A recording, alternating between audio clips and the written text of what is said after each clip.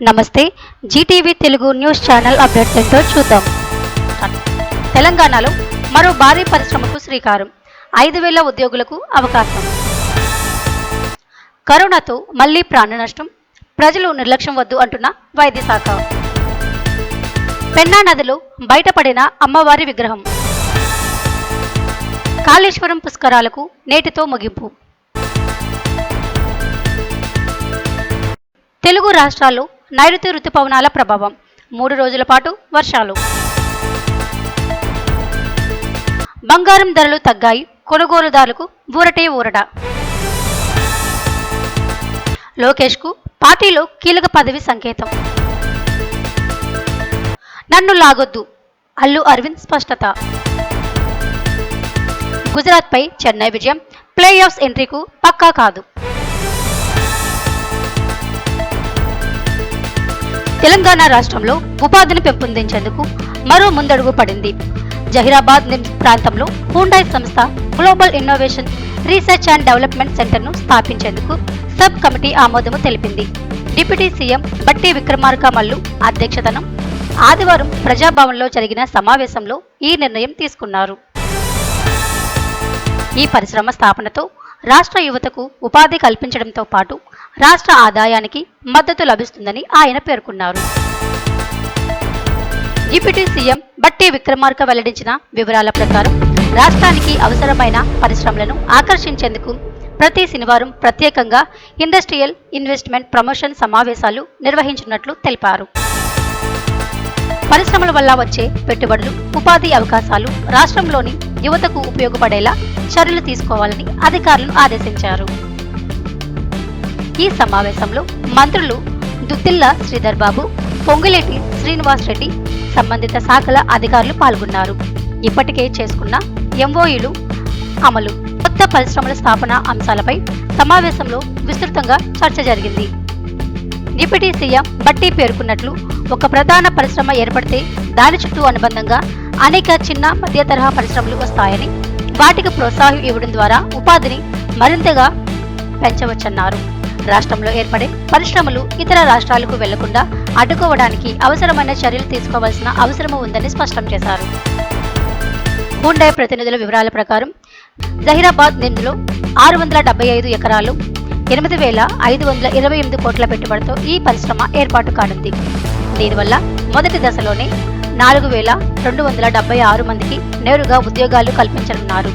ఈ కేంద్రంలో automotive test track, pilot line, prototyping వంటి ఆధునిక సదుపాయాలు ఏర్పాట్లు చేయనున్నారు. దీని ద్వారా రాష్ట్రానికి టెక్నాలజీ ట్రాన్స్ఫర్తో పాటు సాంకేతిక నైపుణ్యాలు అభివృద్ధి చేసే అవకాశం ఉందని ప్రభుత్వం అంచనా వేస్తుంది.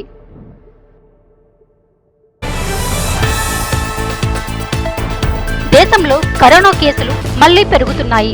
కొత్త వేరియంట్లు NB1 8.1 LF.7 వ్యాప్తిలో ఉన్నట్లు భారత జీనోమిక్స్ కన్సార్టియం గుర్తించింది.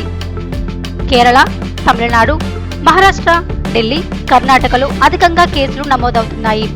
కేరళలో 273 కేసులు, తమిళనాడులో 66, మహారాష్ట్రలో 56, ఢిల్లీలో 23, కర్ణాటకలో 36 యాక్టివ్ కేసులు ఉన్నట్లు సమాచారం వెల్లడైంది. ఇటు తెలుగు రాష్ట్రాల్లోనూ కరోనా కలకలం రేపుతుంది. కుకుట్పల్లిలో ఓ డాక్టర్కు పాజిటివ్ రాగా ఏపీలో విశాఖ, కడపలో 2 చొప్పున కేసులు నమోదయ్యాయి. గాంధీ ఆసుపత్రిలో ప్రత్యేక వార్డు సిద్ధం చేసినట్లు తెలంగాణ ప్రభుత్వం తెలిపింది. విశాఖలోనూ ప్రత్యేక వార్డు ఏర్పాటు చేశారు. ఇక మహారాష్ట్ర ధానేలో 21 ఏళ్ల యువకుడు, బెంగళూరులో 84 ఏళ్ల వృద్ధుడు కరోనాతో మృతి చెందడం ఆందోళన కలిగిస్తుంది. దేశంలో మే 25 నాటికి మొత్తం 275 యాక్టివ్ కేసులు ఉన్నట్లు కేంద్రం ఆరోగ్య మంత్రిత్వ శాఖ ప్రకటించింది. అయితే ఈ కేసులు తేలికపాటివే అని భయపడవలసిన అవసరం లేదని అధికారులు స్పష్టం చేస్తున్నారు. అయినప్పటికీ మాస్కులు ధరించడం, జాగ్రత్తలు పాటించమని నిపుణులు సూచిస్తున్నారు.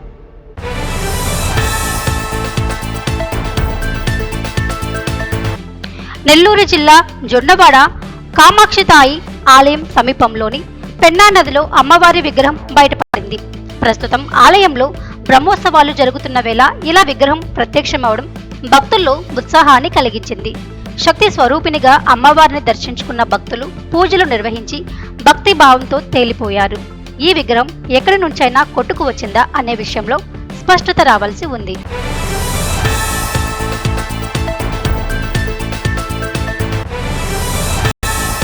జయశంకర్ భూపాలపల్లి జిల్లా కాళేశ్వరంలో జరుగుతున్న సరస్వతి పుష్కరాలు నేటితో ముగియనున్నాయి. చివరి రోజు కావడంతో త్రివేణి సంగమంలో పుణ్య స్నానాల కోసం భారీగా భక్తులు తరలివచ్చారు. రాత్రి 7:45 నవరత్నమాల హారతితో పుష్కరాలకు ముగింపు పలకనున్నారు. విఐపి ఘాట్ వద్ద ప్రత్యేక కార్యక్రమాలు, డ్రోన్ షో నిర్వహించనున్నారు. పెరిగిన భక్తుల రద్దీతో ట్రాఫిక్ జామ్ ఏర్పడి మహదేవపూర్ నుంచి కాళేశ్వరం వరకు వాహనాలు నెమ్మదిగా కదులుతున్నాయి. నిన్న ఆదివారం సుమారు 3.5 లక్షల మంది భక్తులు పుణ్య స్నానాలు ఆచరించారు. గవర్నర్ జిష్ణుదేవ్ వర్మ దంపతులు కూడా పుష్కరాలకు హాజరయ్యారు.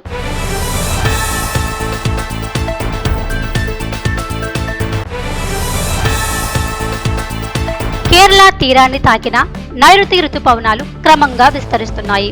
తూర్పు అరేబియా సముద్రం, ఉత్తర బంగాళాఖాతంలోని వాయుగుండాల ప్రభావంతో తెలుగు రాష్ట్రాల్లో వర్షాలు కురిసే అవకాశం ఉందని వాతావరణ శాఖ హెచ్చరించింది. తెలంగాణలో ఆదిలాబాద్, నిజామాబాద్, వికారాబాద్, మెదక్ జిల్లాలో ఈదురు గాలులతో కూడిన ఓ మోస్తారు వర్షాలు పడే అవకాశం ఉంది. రాయలసీమలో నైరుతి వర్షాలు ప్రవేశించనున్నట్టు తెలుస్తుంది. ఏపీలోని పలువురు జిల్లాల్లో వచ్చే 3 రోజుల్లో ఓ మోస్తారు నుంచి భారీ వర్షాలు కురిసే అవకాశం ఉందని వాతావరణ శాఖ హెచ్చరించింది. ప్రజలు అప్రమత్తంగా ఉండాలని, సముద్రంలో చేపలు వేటకు వెళ్లొద్దని వాతావరణ శాఖ సూచిస్తుంది.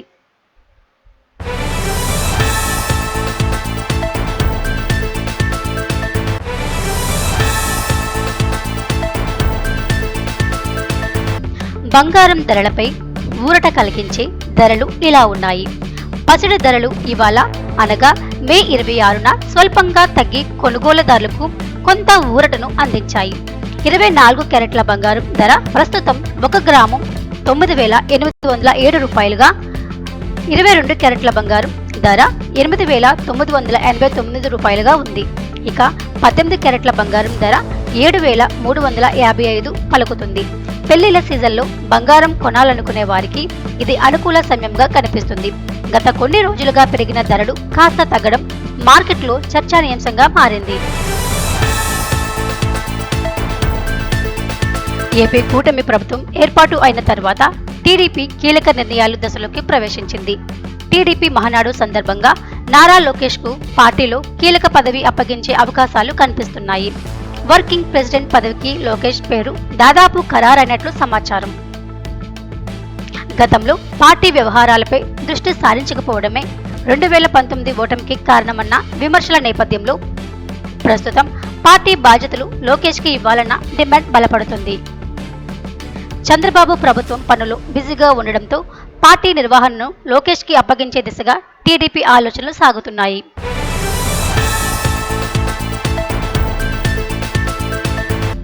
థియేటర్ల బంద్ నేపథ్యంలో ఆరోపణలు వెలువడుతున్న వేళ గీతా ఆర్ట్స్ అధినేత అల్లు అరవింద్ స్పందిస్తూ తాను ఆ వ్యవహారంతో సంబంధం లేనని తేల్చేశారు.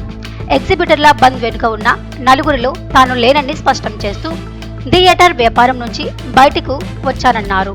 ప్రస్తుతం తన ఆధీనంలో థియేటర్లు లేవని, లీజ్లో ఉన్న వాటిని కొనసాగించవచ్చని సూచించానని వివరించారు. పవన్ కళ్యాణ్ నటించిన హరిహర వీరమల్లు విడుదలకు ముందు బంద్ చేయడం దుస్సాహసమని అభిప్రాయపడిన ఆయన ప్రభుత్వం సహకారం లేకుండా ఇండస్ట్రీకి ముందుకు వెళ్లదని అన్నారు. ఫిల్మ్ ఛాంబర్ స్పందించి అవసరమైన చర్యలు తీసుకోవాలన్నారు.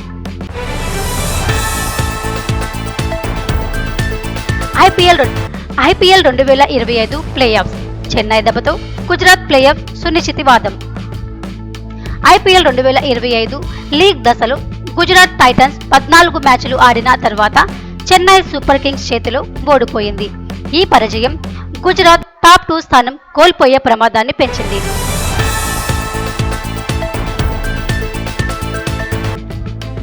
ప్రస్తుత పాయింట్ల పట్టికలో గుజరాత్ 18 పాయింట్లతో ముందున్న Royal Challengers Bengaluru 17 point.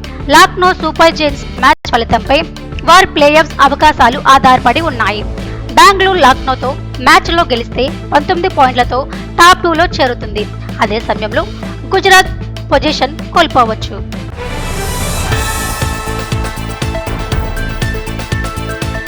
గుజరాత్కు Bengaluru ఓడిపోవడం మంచిదని ఆశించాలని పంజాబ్ కింగ్స్ తమ చివరి మ్యాచ్ గెలవడం వల్ల గుజరాత్పై ఒత్తిడి పెరుగుతుందని పరిస్థితి సూచిస్తుంది.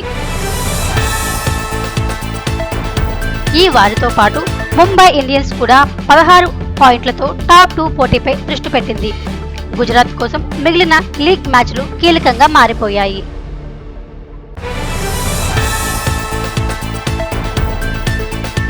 రాష్ట్ర వ్యాప్తంగా గత 27 రోజులుగా కొనసాగిన కమ్యూనిటీ హెల్త్ ఆఫీసర్ల సమ్మెకు ముగింపు పలికింది. రాష్ట్ర ప్రభుత్వం తరపున గౌరవ ఆరోగ్య, వైద్య మరియు కుటుంబ సంక్షేమ శాఖ మంత్రి గారు ఇచ్చిన హామీపై విశ్వాసం వ్యక్తం చేస్తూ ఆంధ్రప్రదేశ్ మెడికల్ కమ్యూనిటీ అసోసియేషన్ నాయకులు సమ్మెను విరమిస్తున్నట్లు ప్రకటించారు.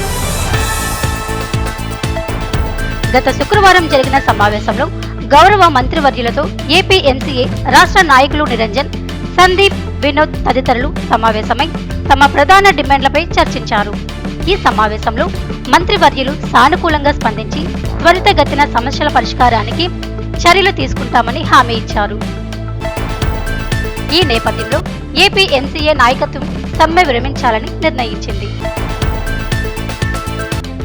సమ్మె సందర్భంగా తమకు అన్ని విధాలుగా మద్దతుగా నిలిచిన కలెక్టర్ గారు, వైద్య ఆరోగ్య శాఖ అధికారులు, పోలీస్ అధికారులు, సంబంధిత శాఖల సిబ్బందికి, అలాగే ఫీల్డ్ స్థాయిలో పనిచేస్తున్న సూపర్వైజర్లు, ఏఎన్ఎంలు, ఆశా కార్యకర్తలకు ఏపీ ఎంసీఏ ప్రత్యేక ధన్యవాదాలు తెలిపింది.